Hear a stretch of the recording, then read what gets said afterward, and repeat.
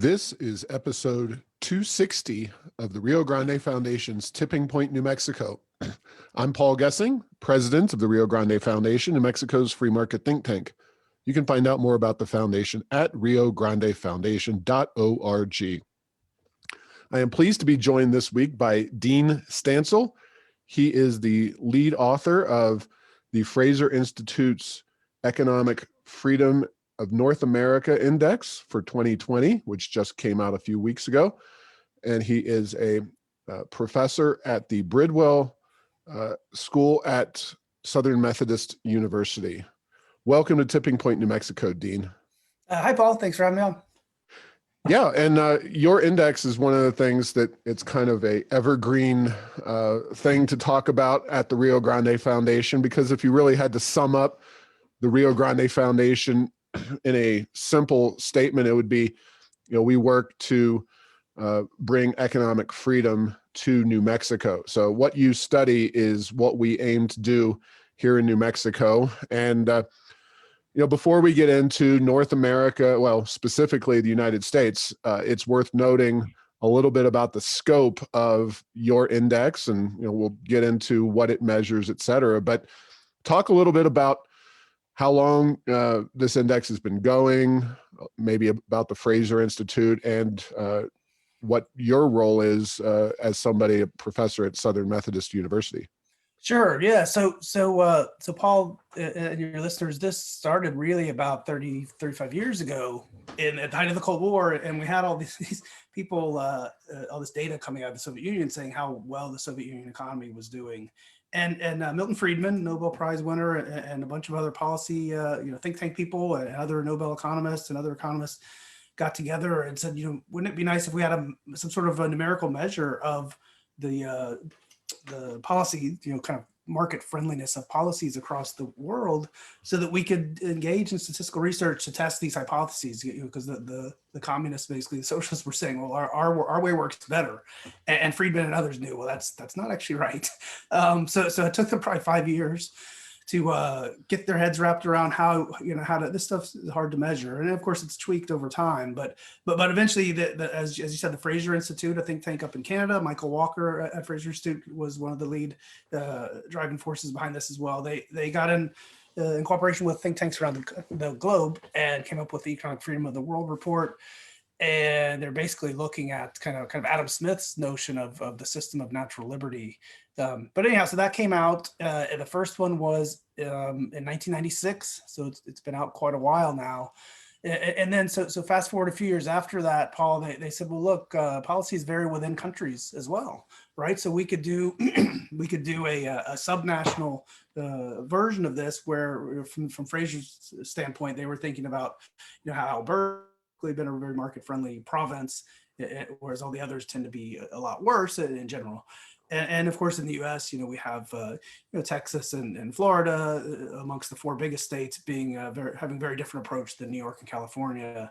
And so they came up with basically a state level version of what they had done for the countries. And the first one came out in 2002, I believe it was. And I got involved about eight years ago. We're in our 16th version now. And so as you kind of alluded to at the beginning, the goal is, let's put out this index, this measure that other scholars that we use it as well, but that scholars can use to test their hypotheses about policy. And there've been, over 1,000, I believe it is, that have used the country level one, and over 300 using the state level one, which is newer. But about a year ago, I did a local version of the EFNA, basically of the state level one, where I looked at metro areas. That data is a little less regular. It's every 5 years instead of every year. So it's a little less up to date. But anyway, it turns out, of course, economic freedom varies within states as well. Yeah, absolutely.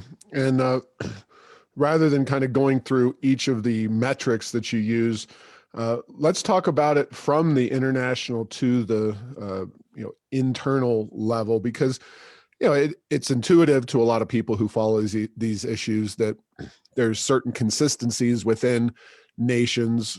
For example, the currency, if it's manipulated the same way in Toronto or Alberta, it's going to be the same all over Canada.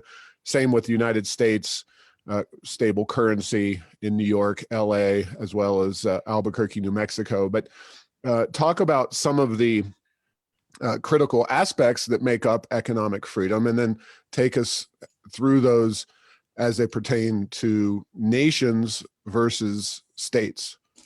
Yeah, sure. So at the country level, as you alluded to, there's some policy areas that really state and local governments don't deal with. So you mentioned monetary policy is one of those. So that the country level report has 5 areas. Within each area, they have multiple variables, policy measures. But 2 of those areas we really can't include, and that's the monetary policy one you mentioned, as well as international trade policy. That stuff's not really done at the state level. So they dropped those 2, and we have 3 areas in the state level report. We have broken the size of government one into 2 pieces, since at the state and local level, there are revenues that come in from higher level governments, grants from the federal government, grants from the state government. The balance, the link between revenue and spending isn't as direct.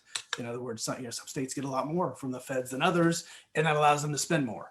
So we look at both the spending, because government spending at the state and local level can crowd out the private economic activity.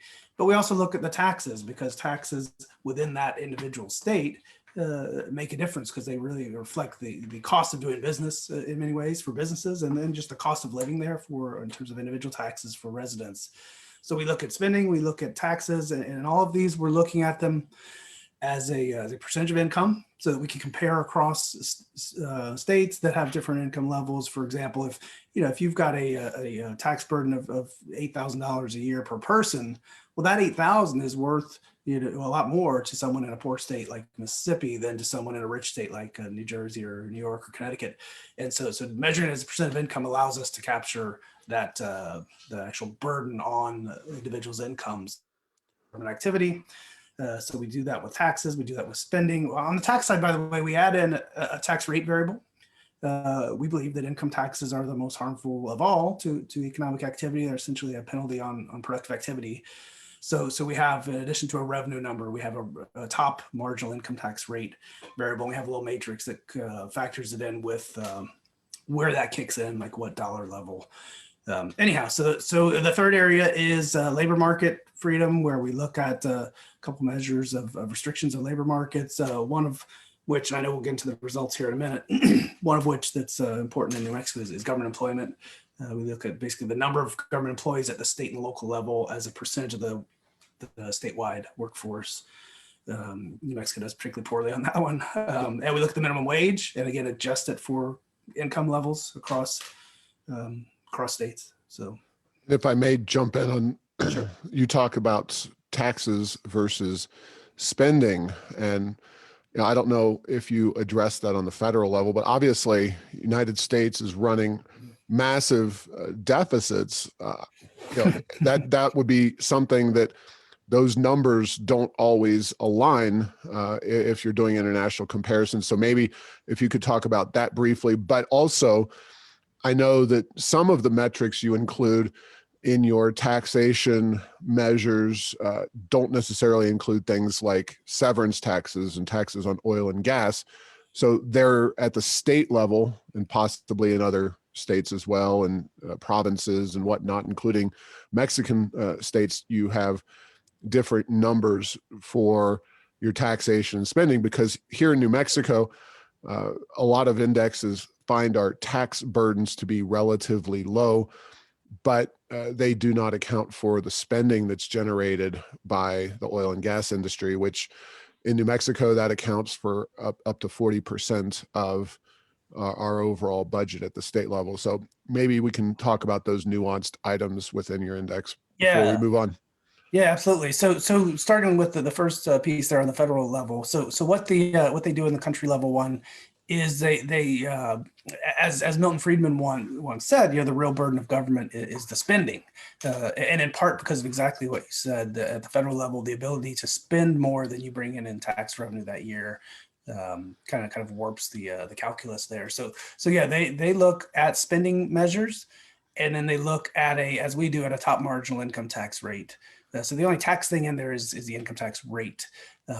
So they account for all that deficit spending, because they're just looking at spending, not not at tax revenue. Now for your point about New Mexico, I think that's the reason we leave out the severance tax revenue is that essentially you could argue it's a tax paid by people who live elsewhere, right? Consumers of oil or whatever the mineral being taxed is across the globe and across the country. So that's the rationale for leaving it out. It's essentially a tax that's mostly exported, but it affects a handful of states heavily, and some states not at all. But that's the rationale for that, and I think you're right. It does have an impact on New Mexico. New Mexico is one of those who has a pretty big percentage there of their revenue coming from that sort of thing. No doubt about it. And yeah, let's talk about these results here for New Mexico and kind of the country at large. And first and foremost, it's worth noting, as we noted off air, that this data is for 2018. Right.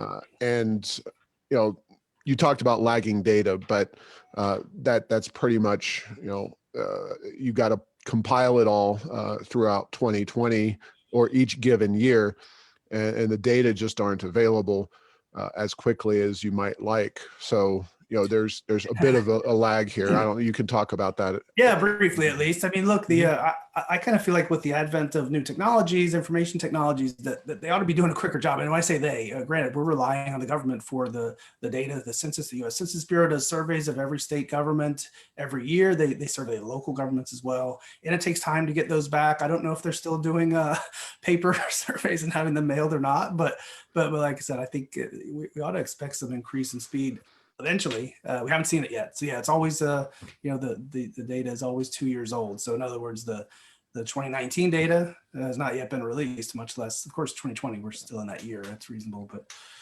but yeah. So that's a bit of a handicap here, and especially in talking about this in states like yours where political leadership has changed.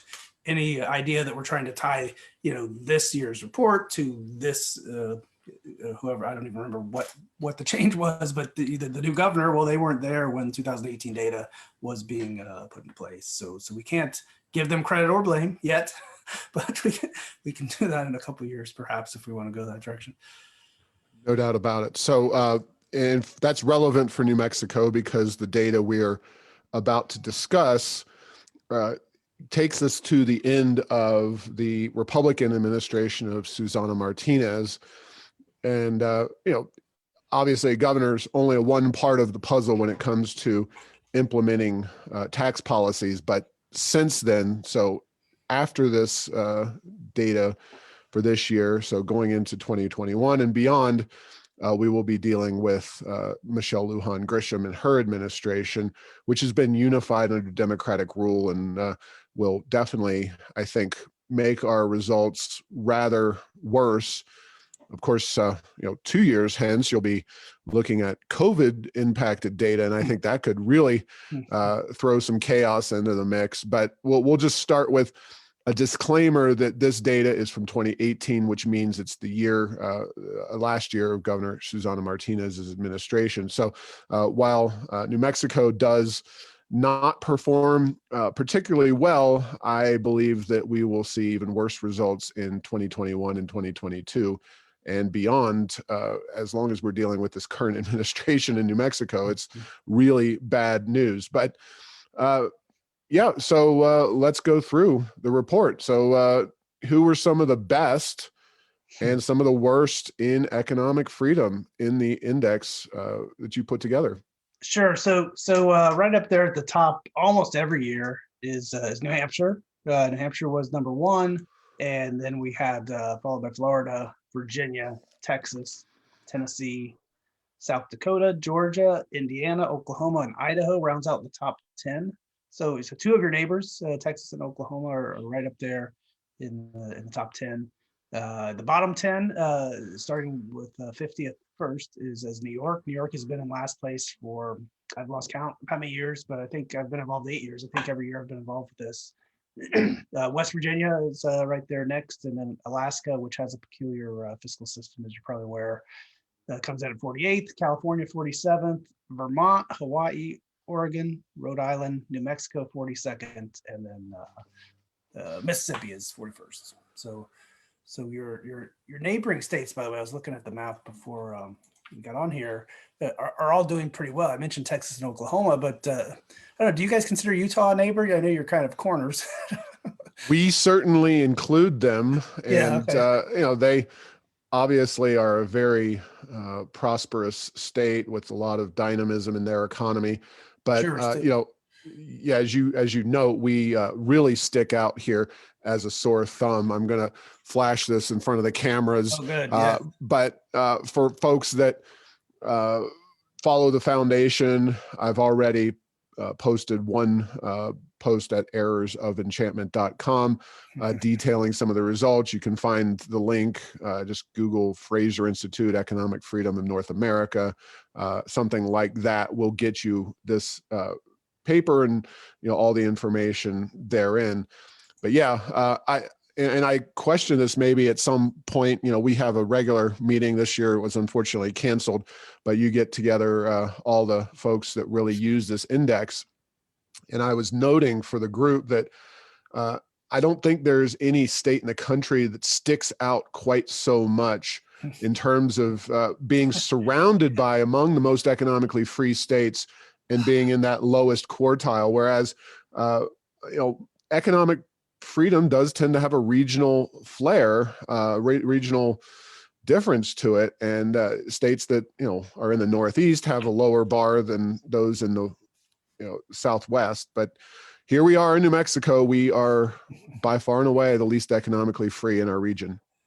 Absolutely. Yeah. I was going to say, so Texas is 4th, Oklahoma is 9th, Utah is 16th, Arizona 20th, Colorado 23rd. So your worst neighbor is in the top half, whereas New Mexico's down in that bottom 10. So that's not a good place to be. Yeah, I was looking at the map from at least from last year, where Kentucky also has 3 neighbors that are in the top quartile. But yeah, New Mexico is surrounded by states that have really differing, more market friendly policies, and that's a problem for New Mexico in the sense of being competitive as a location that businesses and residents seek out. That's certainly, kind of like California. New Mexico has some really beautiful scenery and some great places to visit. I actually, I don't remember if I told you this. My first job out of grad school was in New Mexico at Eastern New Mexico University. And so I spent a couple of years out there in New Mexico and paid a couple visits to the middle of the state, the pretty mountainous areas. And it was, it's a delight. But when you start thinking about cost of living and that sort of thing, I think it quickly it loses ground in comparison to other places. Yeah, and just to be fair, we did actually experience some improvement under Susana Martinez's administration. I'm not sure if you have it at your fingertips or Yes. not, but I noted at Errors of Enchantment, because we do look at this information. This is kind of the maybe other people have their Bibles. Just kidding, but I mean, this is in many ways the Bible of the Rio Grande Foundation, as I said, economic freedom. But the 2017 index had us down at the 3rd least free state in the United States. And, it's not by accident. Last point is that obviously Susana Martinez was one of the top scoring governors, according to the Cato Institute, in her fiscal management of our state during her time in office. She couldn't pass a lot of laws to change and reform government, but she didn't do a lot of, she lived the Hippocratic oath. She didn't do much harm to the state during that time by overspending. Yeah. Was she a 1-term or 2-term? 2-term, 8 years. Okay. So then I'm looking at the scores here from 2018. So 18 her last year, or she had another year? Yeah, 18 was it.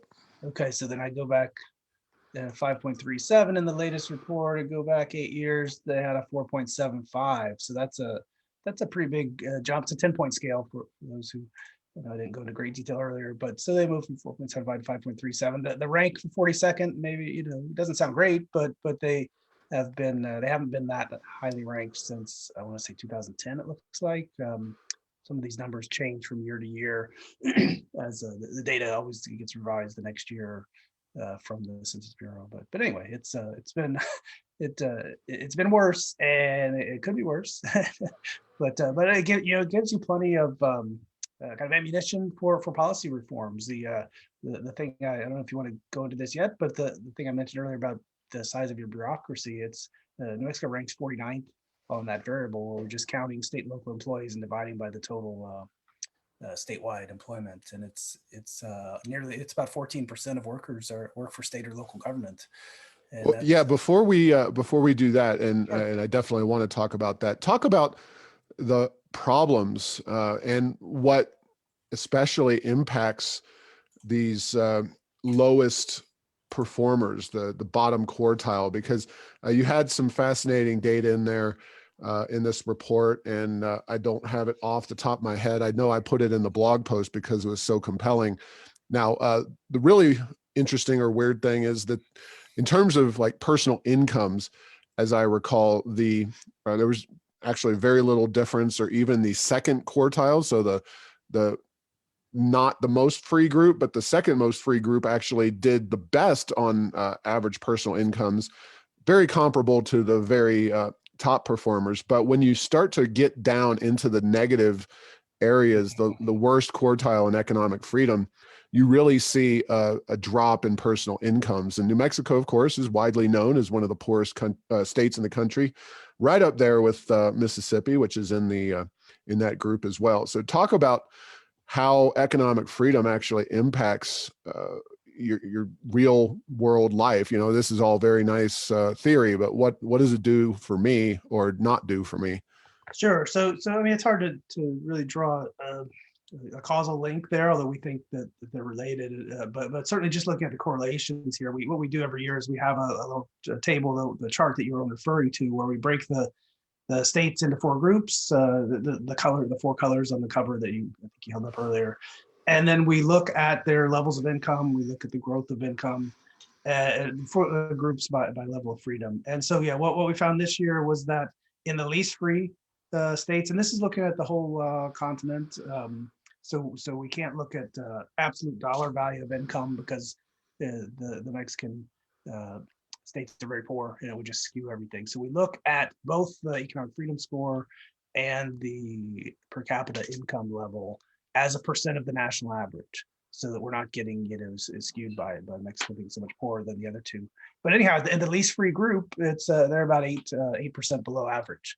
And remember, this includes New York, this includes California, both fairly high income states. So even with those high income states in there, where incomes are way above average, for the group as a whole, you're 8% below average when your economic freedom is the lowest possible. And then for the highest group, they're about 4.6% above. And as you correctly noted, the second group is 5.6. So if you're in that top half, you're seeing incomes substantially higher, and I do believe it directly relates to the idea that the policies are less punitive in terms of harming, punishing in the form of taxes, punishing productive activity, but also just crowding out private activity with high levels of government spending and lots of restrictions on labor markets. Right. Yeah. So 8.1% is a pretty significant decline. Any hypothesis on why the first and second quartile groups are so relatively close, whereas economic freedom really at the bottom quartile really seems to be more of a pressing issue when it comes to mobility between that lowest quartile and potentially upper up into the next group? Right. Well, so we do this chart every year, and we do it's generally this smooth pattern. Like the third group, their lowest is negative 2.2, and then they get bigger as you go. Sometimes you do get a little disparity here where the second group is a little higher than the first or something like that. But look, there are a lot of factors that determine per capita income levels. And so there's a lot of things we aren't controlling for here that if we did, we might see different results. One of the most recent academic pieces on this, in which, of course, statistically they control for all sorts of factors that determine income levels, found a really strong relationship between economic freedom in the states and their their income levels, and I believe it was 10% change in freedom led to like 5% change in income or something along those lines. I should have had those numbers in front of me, so I probably got them backwards. But there was a positive relationship there statistically, a statistically significant relationship using multivariate regression. Yeah, got it. No doubts about it. So now let's turn to what New Mexico can and should be doing to make itself more economically free. And, I could broadly speak and say that in our estimation, no state is perfect. Every state has its flaws when it comes to public policy on economic freedom. But also, very few states do so much consistently wrong. And as New Mexico, and the difference between us and maybe a state like a California and New York is that California and New York both have significant industrial bases or economic bases, large corporate infrastructure in place. New Mexico is about to more or less lose its only significant company headquartered here on a stock exchange. Our utility PNM was just bought out by a out of state, out of nation company. So we have vanishingly few big corporations that have that kind of headquarters significant presence here. So with all that, what can or should we be doing to improve economic freedom here? Sure. Yeah. Briefly, real quick, I want to try to redeem myself. So I looked up the number in the report, and I actually had it right somehow. Just wanted to clarify: 10% increase in economic freedom was associated with a 5% increase in real per capita gross state product, so similar to GDP or income. Anyhow, all right. So what I like to do is kind of look at the scores on each of the areas. So we have the 3 areas of the index, and just kind of see when I'm talking about a particular state, which ones did they do the worst on, right? Because there's always some disparity there, some differences across the areas. On area 1, which is government spending, New Mexico was ranked 48th. So that's the third from last. That's not good. We break the budget into 3 pieces. The biggest piece is what we call consumption spending as a percent of personal income. And on that one, New Mexico ranked 49th. So this is basically capturing most spending other than things like transfer payments, things like insurance and retirement payments. So it's the biggest part of the budget. And on that one, they rank next to last. So only Alaska had higher spending by that measure. So there's a place where, hey, easier said than done, I suppose, but reining in the growth, if nothing else, of spending by finding areas of efficiencies where you can actually trim and have a lower level of spending the year after, which I know politically is hard, but that's really the only way to get that out of whack spending out of back into some sense of normalcy. So there's one. Do you want to talk about that one or move on or? Yeah, sure. All right. No, I mean, do you want to comment on that one, or should I move to the next one?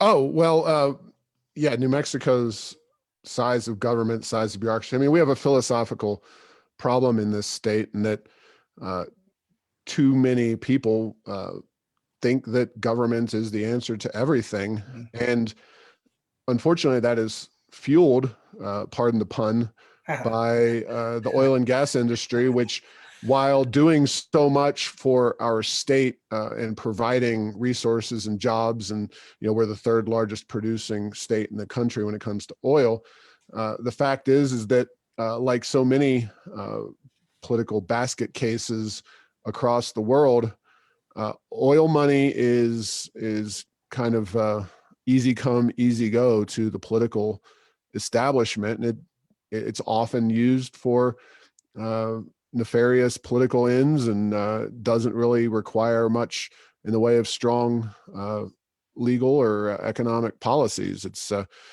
it's one of the reasons that so many countries across the globe that have vast oil and gas resources are not very adept at using those. There's a few, there's exceptions, but those are the exceptions to the rule. And New Mexico definitely falls in the states that uses its oil and gas for ends that really don't work out very well for the population at large.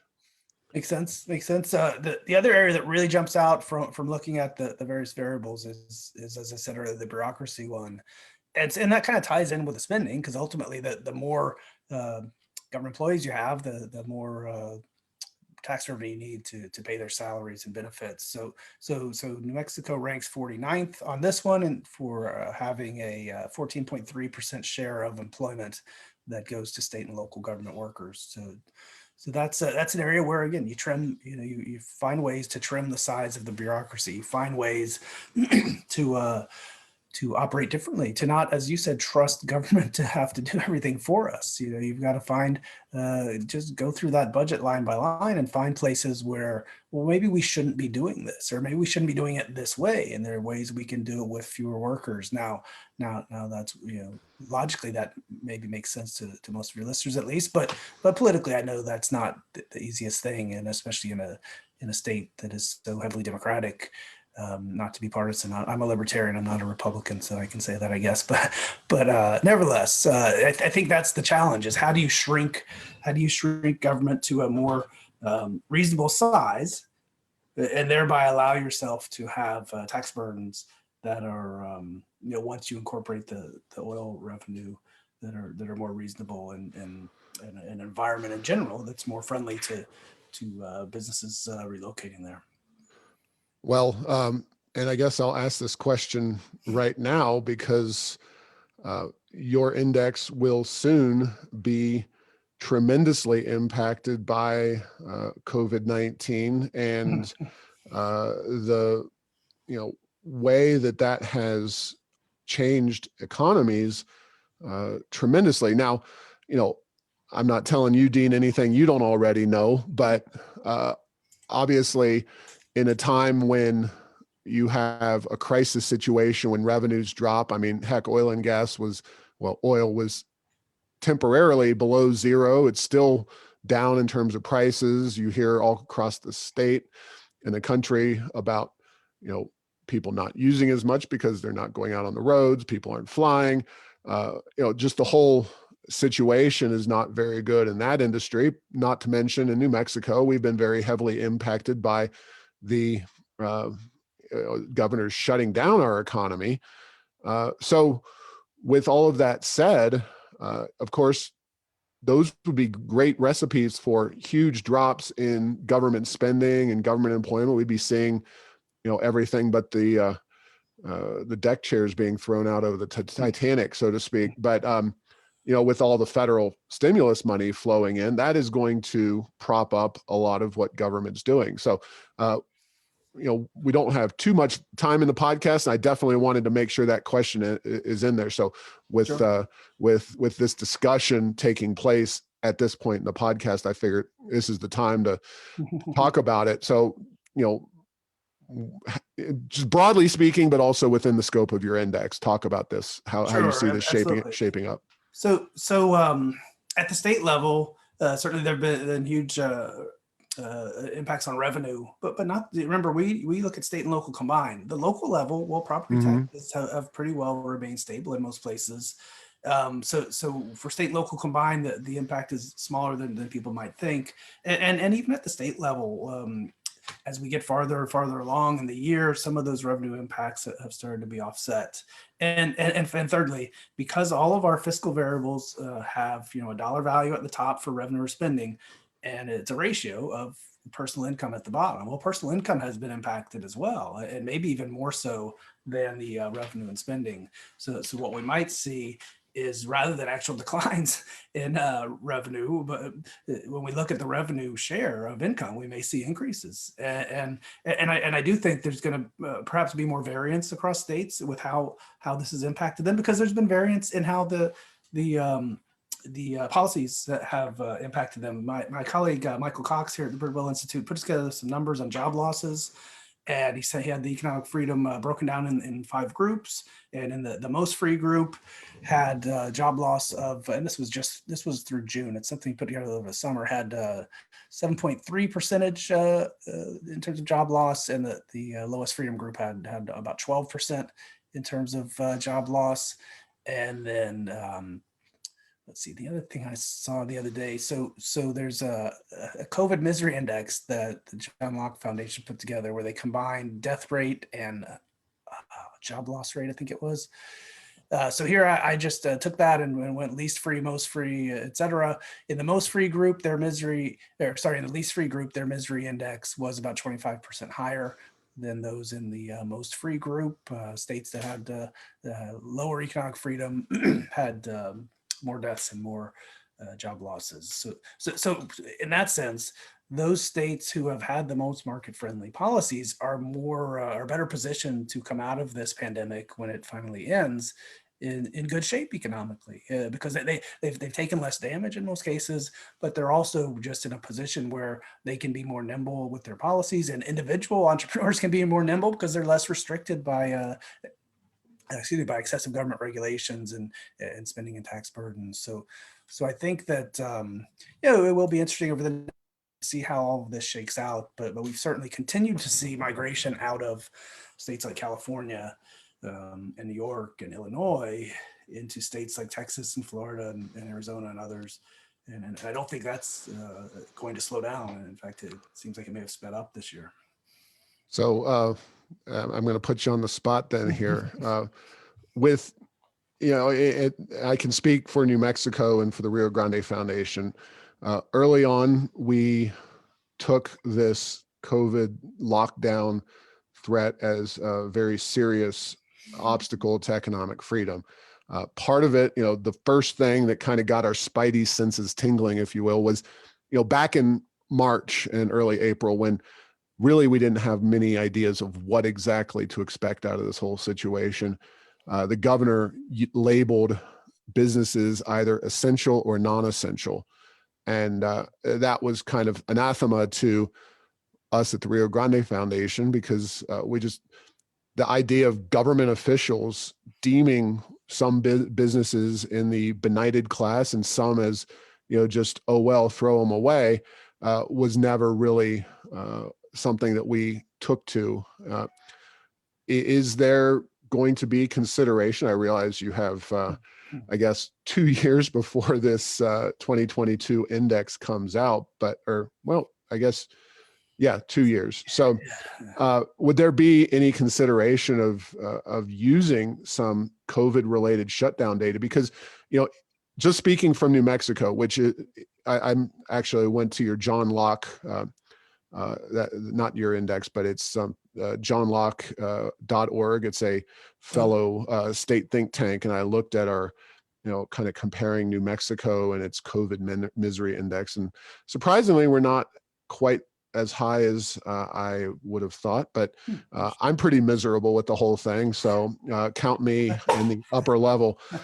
But would there be any one-time consideration of how COVID impacted economies? Because you really cannot have a true economy when all of your restaurants are shut down. Right now, our restaurants are shut down to any dining that's indoors. So only outdoor dining at 25%, which folks who don't know New Mexico might think, oh, well, it's not bad because it's always warm like Arizona. No, we had snow recently, and it's pretty miserable, especially at night outside, sitting still somewhere. So anyway, that's a long way of saying, have you had any initial conversations about adding COVID into the mix?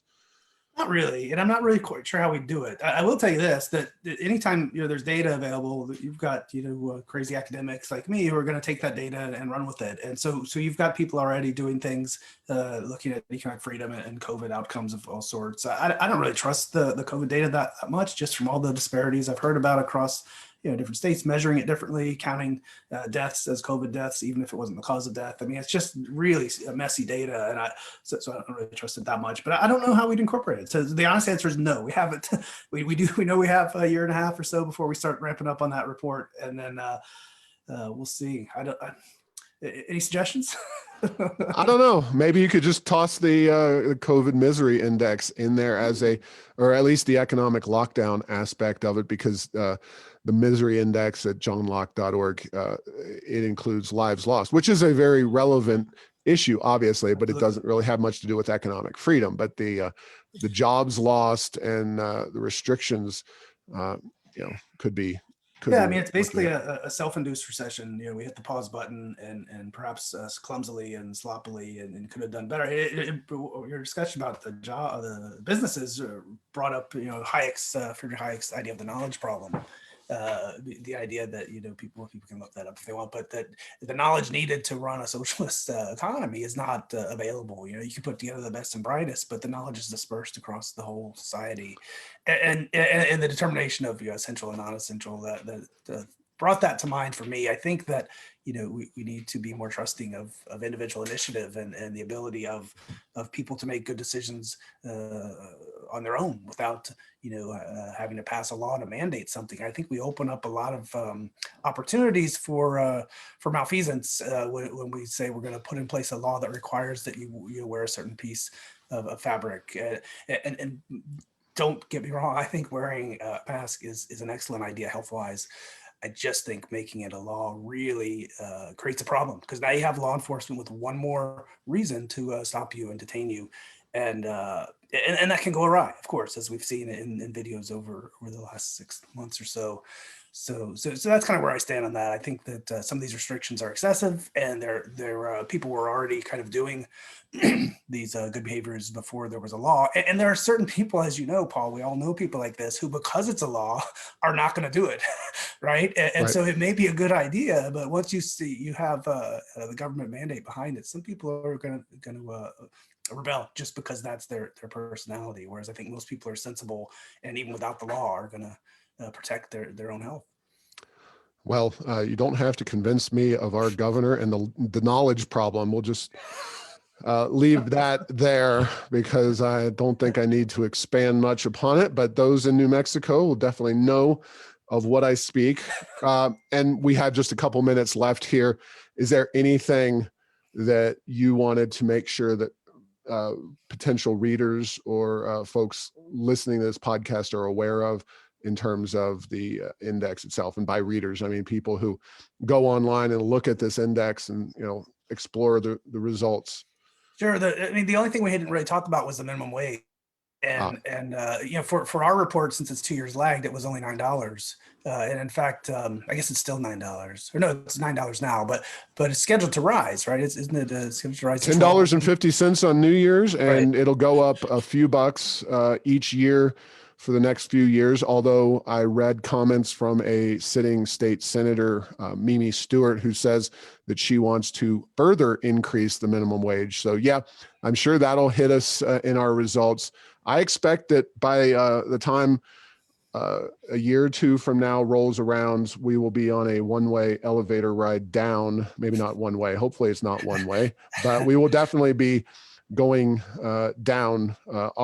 As I've joked about our governor and her knowledge problem, she came into office as if she took the Rio Grande Foundation, everything we written or said over the last several years, and did the opposite. So she has been an unmitigated disaster. And then there's COVID, which also has given us major issues. So very frustrating stuff here in the land of enchantment. But hopefully, folks out there can read and share this information, talk about the importance of economic freedom. And this gives you some, we all love the Canadians, Fraser Institute. They don't have a dog in the fight in terms of, well, we want one state or the other to do better.